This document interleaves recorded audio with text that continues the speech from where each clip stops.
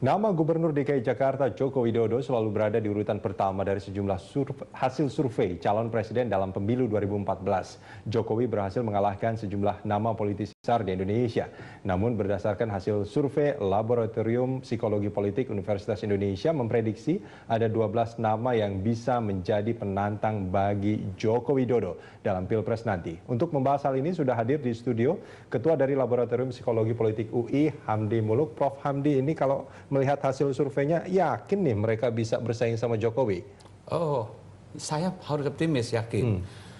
Logikanya begini, kan survei-survei terkini sampai dari setahun terakhir sampai 6 bulan terakhir, 3 bulan terakhir, kan mengerucut. Jokowi melesat sendirian, ya. Dan pesaing-pesaingnya yang nama-nama lama itu drop sampai ke 1 digit.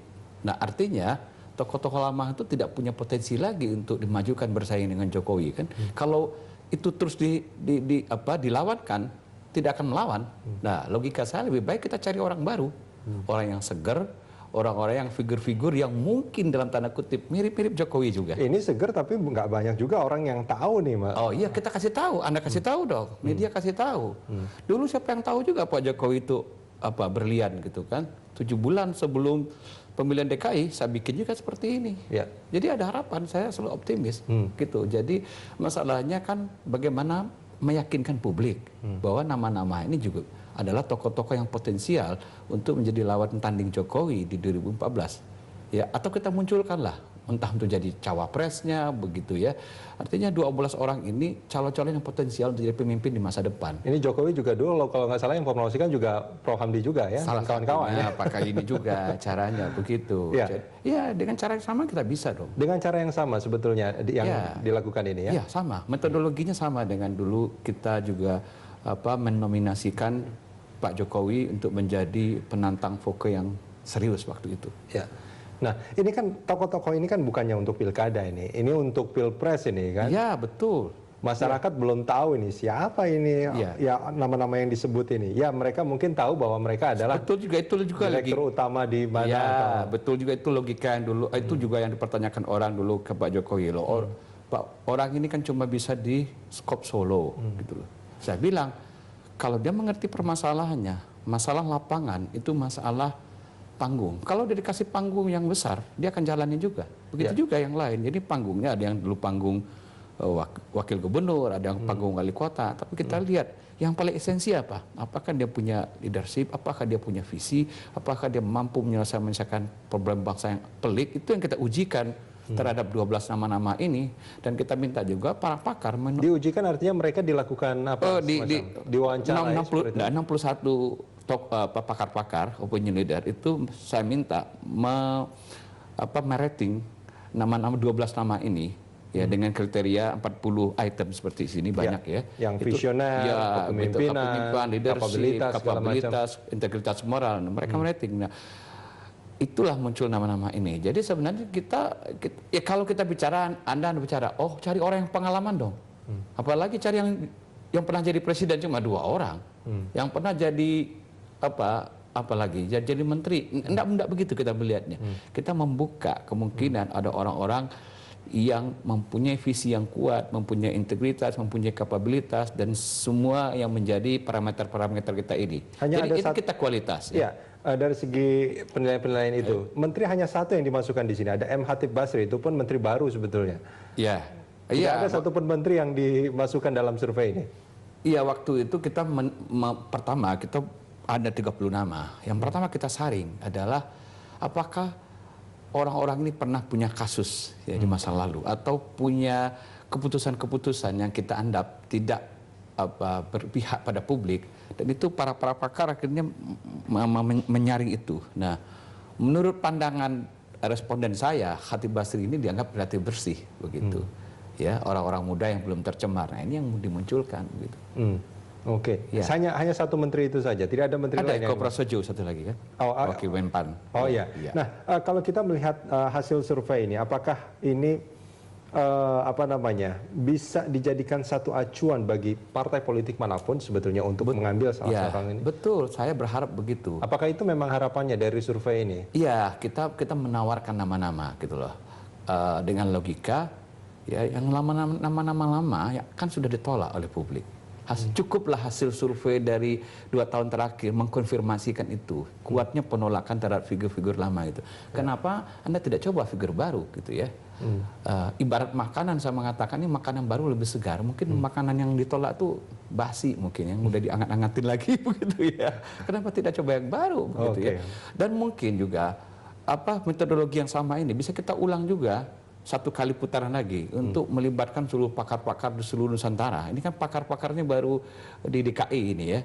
Mungkin ketemu lagi nama-nama baru. Siapa tahu gitu loh. Jadi saya berharap artinya kita mengerahkan semua kemampuan kita untuk mencari nama-nama ya dengan menurut saya 3 kriteria paling penting itu. 1 ya memang integritasnya itu, ya kapabilitas ya, dan tidak tersangkut soal-soal kasus-kasus yang ya korupsi ya yang bau-bau tidak sedap begitulah. Yang sangat tidak disukai oleh masyarakat ya. Betul. Baik, Prof. Kita akan sambung ini di segmen berikut. Oke, terima kasih.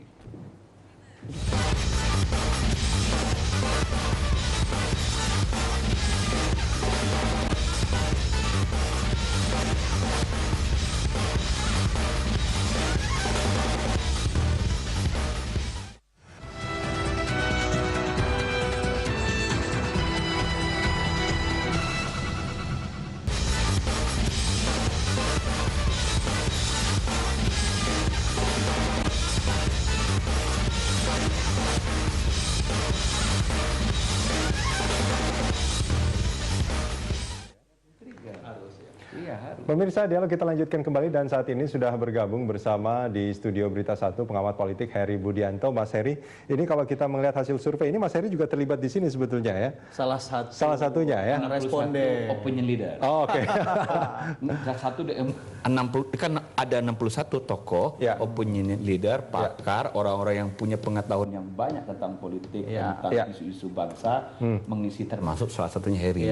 Mas Heri, ini kalau melihat hasil survei ini, apakah ini memang sudah sesuai dengan apa yang menjadi amatan Mas Heri? Ya, harapan saya terbesar sebenarnya adalah saat ini yang harus menjadi presiden itu adalah tokoh muda. Saya itu termasuk orang yang mendorong dari awal begitu. Alasannya apa? Karena saya kira 2014 ini tantangan ke depan itu lebih berat. Walaupun kita lihat sekarang dinamika capres senior itu kan ini adalah babak akhir atau etape terakhir mereka ikut 2014 karena 2019 nggak mungkin karena mereka umurnya sudah 71 tahun. Hitungan muda itu berapa menurut Mas Heri? Ya, 60 tahun ke bawah masih kita bisa hitung ya, masih sangat produktif ya untuk memimpin sebuah negara dengan rutinitas yang sangat sibuk menurut saya. Nah, apa yang dilakukan oleh Prof Hamdi ya, melakukan penelitian terhadap 61 para opinion leader ya, termasuk saya salah satu di dalamnya, saya kira itu adalah langkah yang bagus untuk melihat siapa sih sebenarnya. Karena dinamika Jokowi ini kan luar biasa sekarang. Kita bisa tahu bahwa dia leading sendiri nih. Karena capres-capres... Sehat nggak sih itu buat demokrasi sebetulnya? Tidak sehat. Sangat tidak sehat? Iya, karena kita kan begini, demokrasi itu kan harus juga seimbang ya. Tidak semua itu, kalau saya membahasakan begini, jangan sampai kita mengkultuskan orang seperti setengah dewa dan lain sebagainya. Ini penting, karena apa? Kalau sendiri lalu tidak ada lawan, ini bagaimana kita bisa melakukan semacam checks and balance juga dalam sebuah proses pemilihan. Jadi ini penting. Makanya apa yang digagas oleh Prof Hamdi saya kira memunculkan tokoh-tokoh. Saya termasuk orang yang mendukung gitu ya di situ. Ya, Prof, ini kalau kita melihat ini kan sebetulnya masyarakat, kalau kita bicara pilpres yang masyarakat langsung memilih ya, ini kan sebetulnya sudah hampir bisa kebaca. Masyarakat itu ingin siapa gitu. Nah, saya paham betul kalau kita melihat itu bahwa Jokowi diinginkan masyarakat. Saya mengatakan tidak apa-apa, ibarat makanan, ini gado-gado yang segar. Tapi jangan cuma satu-satunya menu gado-gado saja. Kita cari menu yang lain, yang masyarakat 3 atau 4 lah. Di sini ada rendangnya, ada karedoknya, sama-sama segar gitu. Dan itu menjadi sehat. Meskipun nanti pada ujung-ujungnya tetap aja masyarakat akan memilih hanya satu gitu. Memilih gado-gado nggak apa-apa, tapi paling enggak kita berkontestasi dengan sehat. Nah, kalau kontestasi itu pemain-pemainnya itu seimbang, akan terjadi pertarungan gagasan yang akan sengit. Dan tinggal masyarakat melihat mana yang terbaik. Jadi maksudnya begini, pilihan adalah the best among the best, terbaik dari yang terbaik, bukan yang terbaik dilawan yang buruk-buruk. Buat apa kita ada kompetisi? Itu yang terjadi saat ini dalam Ini yang hasil terjadi. survei. Itu yang saya tidak mau. Saya mengatakan tidak boleh hanya terbaik satu baik Jokowi, yang lain menunya tidak segar. Saya menawarkan ini. Oke, ini yang segar-segar ya. Iya. Kita akan bahas ini di segmen berikut nanti.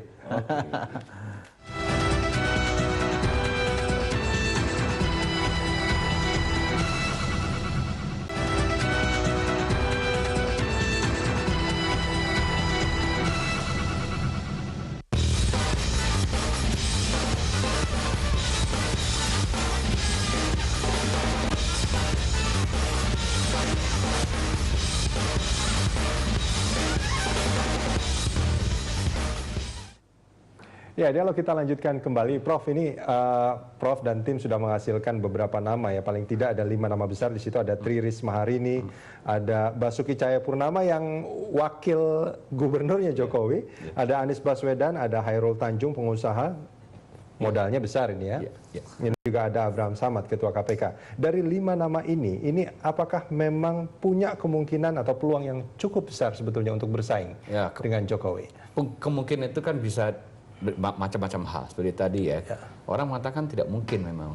Risma hari ini lebih kecil karena dia kader PDIP juga. Ada PKU lah, masa saya bersaing dengan sesama kader. Mungkin kita. Ya, Ahok mungkin juga. Ini sama, saya masih jadi satu paket dengan Jokowi. Ya nggak apa-apa. Saya memunculkan ini. Ini ada tokoh-tokoh berkualitas. Saya bilang. Itu poinnya dulu ya. Apakah ini mungkin nggak mungkin?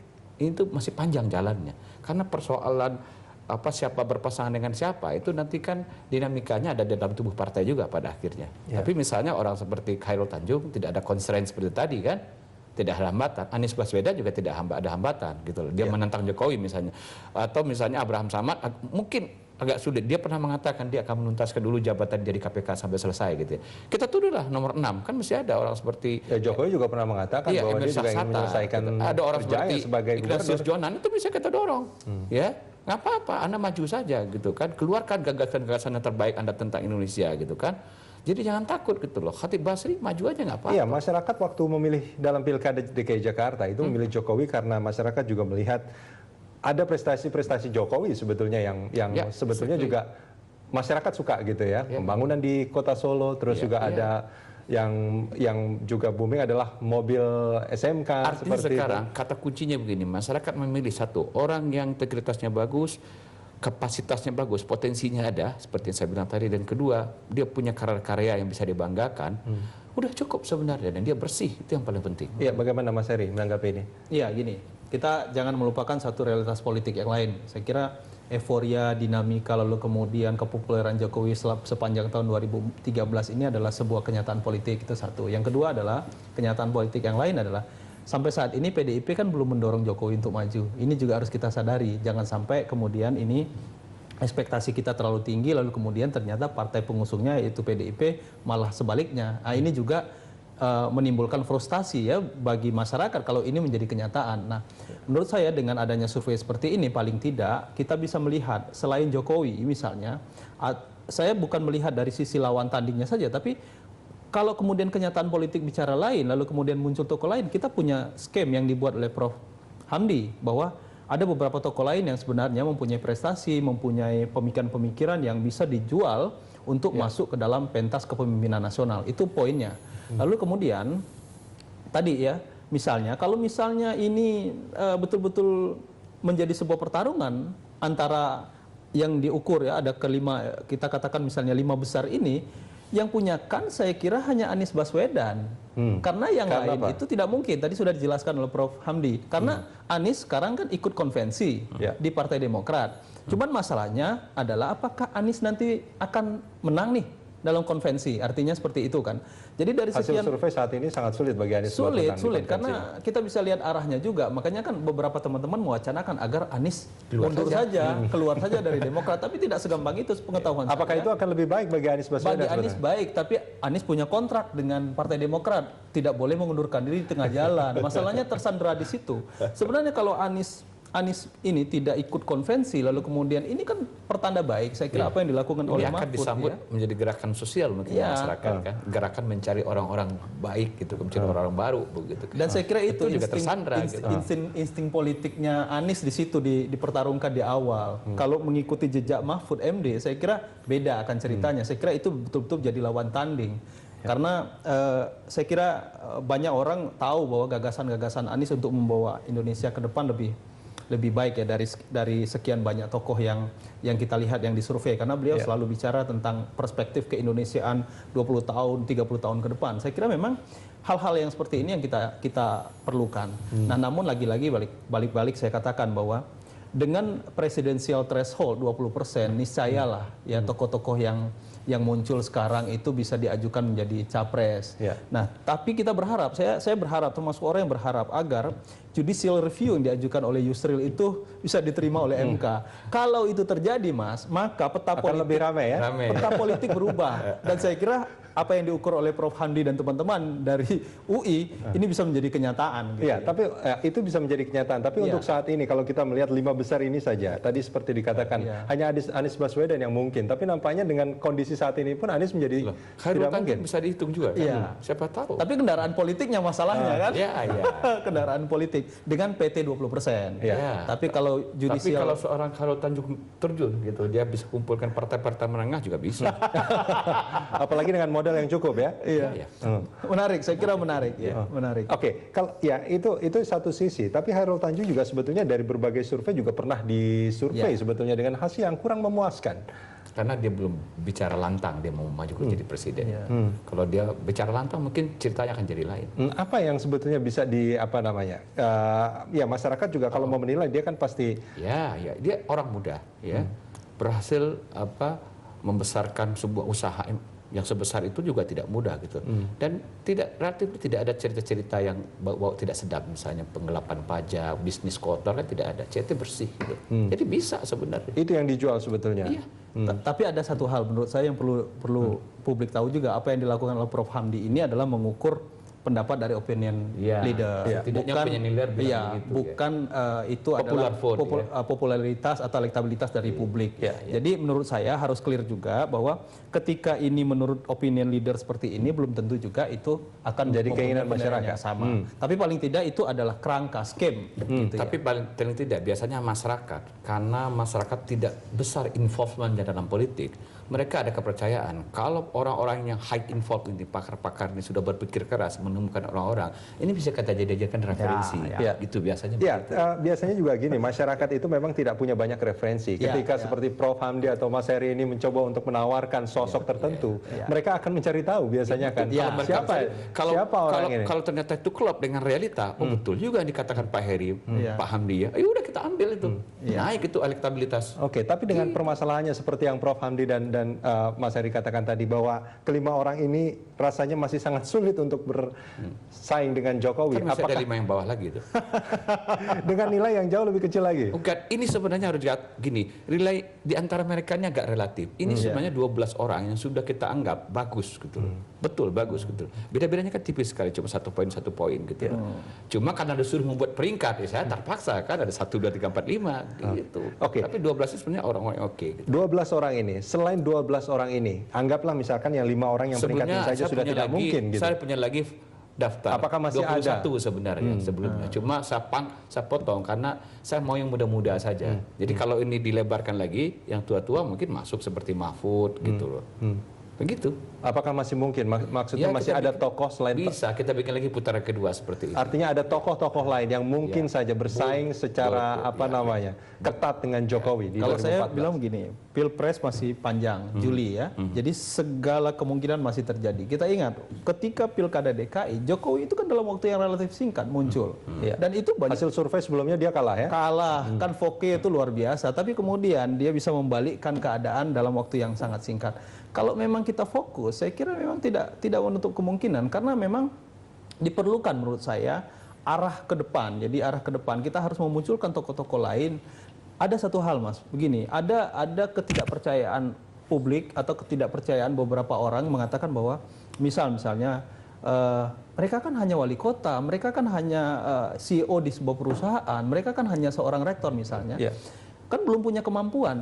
Begini, jadi orang mempunyai track record, memang dia berasal dari institusi kecil, dari wilayah kecil, karena skop yang mereka lakukan hanya itu. Tapi ketika mereka diberikan kesempatan dalam ranah yang lebih besar, mereka akan berjuang keras gitu. Jadi yang penting modalnya ada, kapabilitas ada, kepemimpinan ada, integritas. Meskipun tantangannya juga jauh lebih besar. Kan masalah lapangan aja. Kalau Anda cuma kasih lapangannya segini, dia main di lapangan ini. Dikasih lapangan lebih besar, dia akan main di lapangan lebih besar. Baik. Prof. Hamdi dan Mas Heri, terima kasih banyak sudah bersama kami di Prime Time Talk. Terima kasih. Mas Heri, thank you.